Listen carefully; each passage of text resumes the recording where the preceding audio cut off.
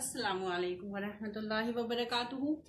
Hello students, this is Ashra Siddiqui and today we are going to study representation of rational numbers on the number line. मतलब आज हम लोग क्या पढ़ने वाले हैं? हम लोग ये पढ़ने वाले हैं कि हम लोग रेशनल नंबर्स को नंबर लाइन पे कैसे रिप्रेजेंट करते हैं। तो पहली बात ये नंबर लाइन क्या होती है? तो नंबर लाइन क्या होती है? कुछ नहीं, आप लोगों ने ये जूनियर क्लासेस में इवन पढ़ा भी होगा कि इट इज अ लाइन जिसपे कि हम सारे रियल नंबर्स को रिप्रेजेंट करते हैं। रियल नंबर्स में भी अभी आपको इतने अच्छे से नहीं पता हो तो आप ये समझिए जितने नंबर्स हमने पढ़े हैं उन सबको एक लाइन पे रिप्रेजेंट करते हैं and that line is known as number line.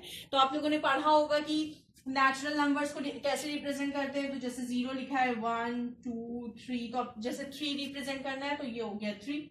Natural number whole number को कैसे करते हैं? इसी तरीके से करते हैं। इंटीजर्स को कैसे करते हैं? तो इंटीजर्स के लिए बस क्या हो जाता है, इधर पॉजिटिव नंबर्स के साथ साथ इधर निगेटिव नंबर्स भी आ जाते हैं, ठीक है। और ये भी इंफिनिटी तक जाता है और इधर ये भी इंफिनिटी तक जाता है, इसीलिए दोनों तरफ एरो है और इसीलिए हम इसे लाइन कहते हैं, नहीं तो लाइन सेगमेंट कहते हैं ना। खैर, तो आज हम लोग देखेंगे कि रेशनल नंबर्स को हम लोग नंबर लाइन पे कैसे रिप्रेजेंट करते हैं। रेशनल नंबर का क्या मतलब? नंबर्स लाइक दिस p/q, इस फॉर्म के नंबर्स अगर हैं तो इनको हम नंबर लाइन पे कैसे रिप्रेजेंट करते हैं। तो देखिए दो तरीका होता है, एक तो बहुत सिंपल सा है जिसको मैं बाद में बताऊंगी। पहले जो इंपॉर्टेंट तरीका है हम लोग उस पे आते हैं कि p/q के फॉर्म में कोई नंबर है तो वो रेशनल नंबर होगा, उसको हम लोग कैसे क्या बोल रहे थे, नंबर लाइन पे रिप्रेजेंट करेंगे, ठीक है। ध्यान रखिए बच्चों की integers, whole numbers, natural numbers जो भी हमने इससे पहले बताया वो भी रेशनल नंबर की कैटेगरी में ही आते हैं। तो अगर उसको रिप्रेजेंट करने के लिए आ जाए तो वो बस डायरेक्ट उसी पॉइंट पे मार्क कर देंगे, वो हो गया आपका। यहाँ पे हम बेसिकली फ्रैक्शन टाइप के जो नंबर्स हैं उसकी बात कर रहे हैं कि कहाँ पे किस तरीके से रिप्रेजेंट करते हैं, ठीक है। तो देखिए p/q के फॉर्म में दो तरीके के नंबर्स होते हैं। एक होते हैं हमारे प्रॉपर फ्रैक्शन वाले। प्रॉपर फ्रैक्शन का क्या मतलब हो गया? जिसका न्यूमरेटर डिनोमिनेटर से छोटा होता है। और एक होता है इम्प्रॉपर फ्रैक्शन वाले। इम्प्रॉपर फ्रैक्शन का क्या मतलब? जिसका न्यूमरेटर डिनोमिनेटर से बड़ा होता है। ओके, तो अब पहले हम लोग देखेंगे कि कोई प्रॉपर फ्रैक्शन है तो उसको हम नंबर लाइन पे कैसे रिप्रेजेंट करते हैं। तो मान लेते हैं कि हमारा फ्रैक्शन है 2/3 या 2/3 की जगह मान लेते हैं 5/6। ये हमारा फ्रैक्शन है, ठीक है, 5/6। ऑब्वियसली बात है, this is also a rational number. अब हमें इसको नंबर लाइन पे रिप्रेजेंट करना है तो हम क्या करते हैं, देखिए प्रॉपर फ्रैक्शन है, ध्यान रखिएगा। प्रॉपर फ्रैक्शन को कैसे करते हैं? बस हमने ये मार्क किया 0 और यहाँ पे मार्क किया 0 के बाद 1, ठीक है। 0 और 1 के बीच में काफी बड़ा गैप देते हैं हम लोग। अब देखिए यहाँ पे नीचे क्या है, डिनोमिनेटर में क्या है 6, तो यहाँ पे हमें 6 डिविजन्स चाहिए। कितने डिविजन्स चाहिए?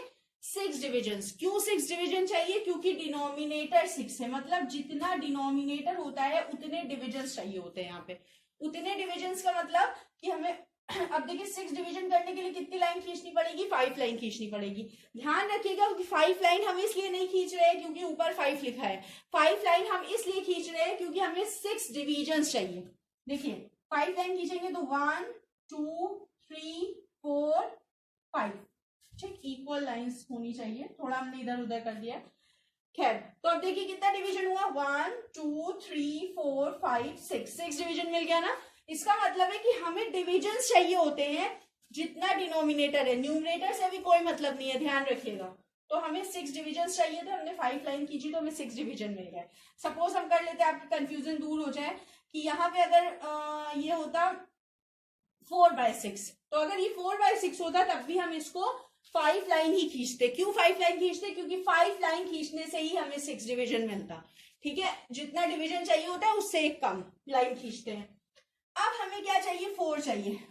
तो देखिए 0 से स्टार्ट करेंगे। ये वाला जो होगा दैट इज 1/6, ये होगा 2/6, ये होगा 3/6 और ये वाला होगा 4/6, ये होगा 5/6 और ये 6/6 1 हो गया।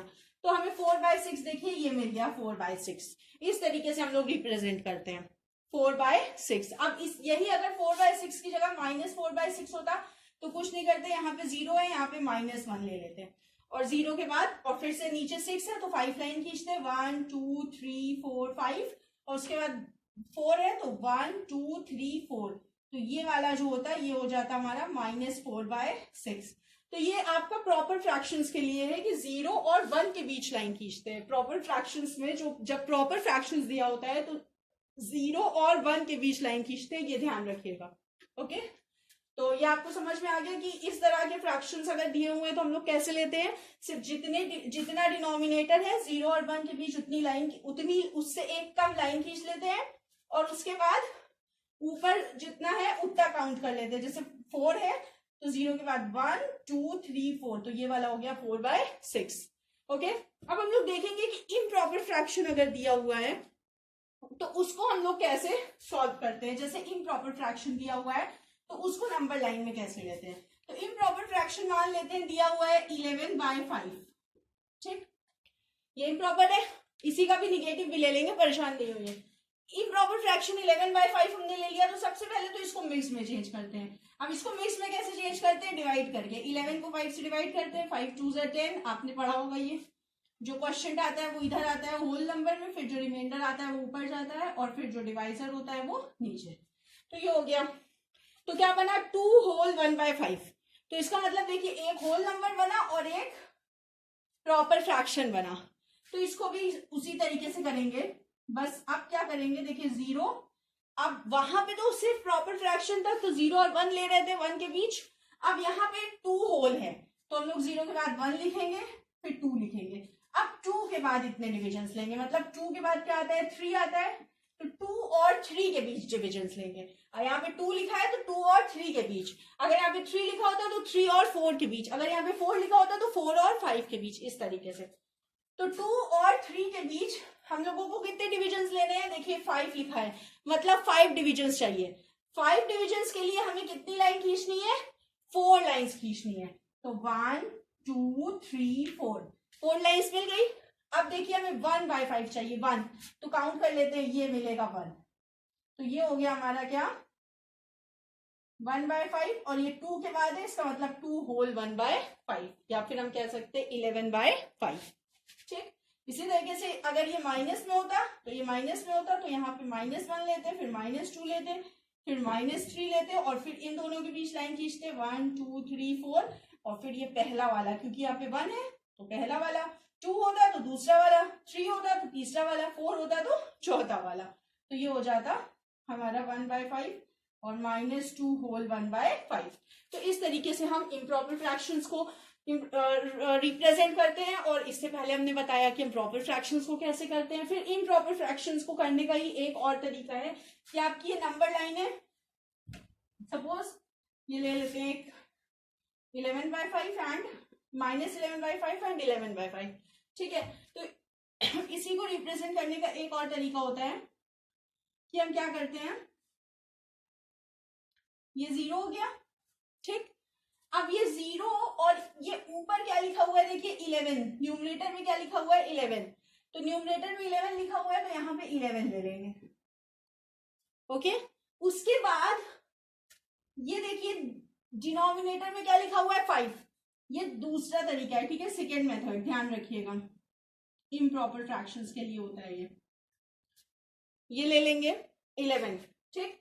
अब 11/5 है, नीचे क्या है 5, तो हम क्या करेंगे इसका 5 डिवाइड करेंगे, मतलब इसका 5 डिविजन्स। 5 डिविजन्स के लिए अगेन हमको क्या चाहिए 4 लाइन, 1 2 3 4, जितने डिविजन्स होते हैं उससे एक मतलब 1 कम नंबर ऑफ लाइंस लेते हैं हम लोग। देखिए 5 डिविजन्स चाहिए थे, 1 2 3 4 5 डिविजन्स मिल गए हम लोगों को।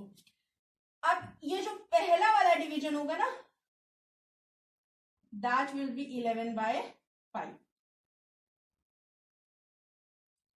ओके, तो इस तरीके से आप लोग अगर इस तरीके से दिया हुआ है मतलब, तो ये भी एक तरीका होता है, मगर ज्यादा सही तरीका वो होता है कि आप उस तरीके से करें, तो उस तरीके से करें तो आप ज्यादा अच्छा है। अदरवाइज ये भी एक तरीका होता है, ये हमने लाइन नहीं बनाया, सॉरी, तो हम लाइन बना देते हैं, ये हो गया। अब इसी तरीके से -11 लेना है तो यहाँ पे -11 ले लें और फिर 5 डिविजन्स, तो 4 लाइन्स, 1 2 3 4 लाइन्स और फिर ये हो जाएगा हमारा -11/5। ध्यान रखिएगा कि ये जो डिस्टेंस आप ले रहे हैं ये इक्वल लेंगे, क्योंकि हमारे पास स्केल नहीं है। जब आप बना रहे हैं तो स्केल से ही बना रहे होंगे, ठीक है। उसके बाद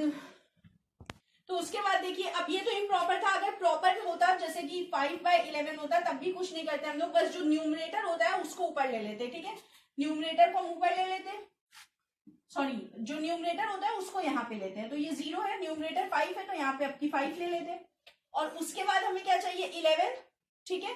तो 11 तो हमें 10 लाइंस खींचनी पड़ेगी 11 डिवीजन के लिए। तो 1 2 3 4 5 6 7 8 9 10, ठीक। तो ये जो पहली वाली लाइन होती दैट विल बी 5/11, ठीक है। तो आप प्रॉपर के लिए और इम्प्रॉपर दोनों के लिए ये मेथड भी यूज कर सकते हो, मगर मेरी राय यही है कि आप वाला मेथड यूज करो। खैर, तो ये दो तरीके के मेथड हो गए आपके। उसमें उसमें लॉजिक ज्यादा है, that is my favourite actually. खैर, ये हो गया हम लोगों का कि कैसे हम किसी भी रेशनल नंबर को नंबर लाइन पे रिप्रेजेंट करते हैं। अब यहाँ पे हम आपको कुछ थोड़े से क्वेश्चंस दे रहे हैं। Represent the rational numbers on number line, -2/3, number 2 5/11, number 3 6/8, number 4 -9/8। Okay, this is your homework. और हम ये उम्मीद करते हैं कि आप ये होमवर्क जरूर करेंगे। अगेन सेम चीज कि कोई भी डाउट हो तो उसे डाउट नहीं रहने दीजिएगा, कमेंट सेक्शन में जरूर पूछिएगा। इंशाल्लाह I will answer your questions. जज़ाकल्लाहु खैर। अस्सलामु अलैकुम व रहमतुल्लाहि व बरकातहू।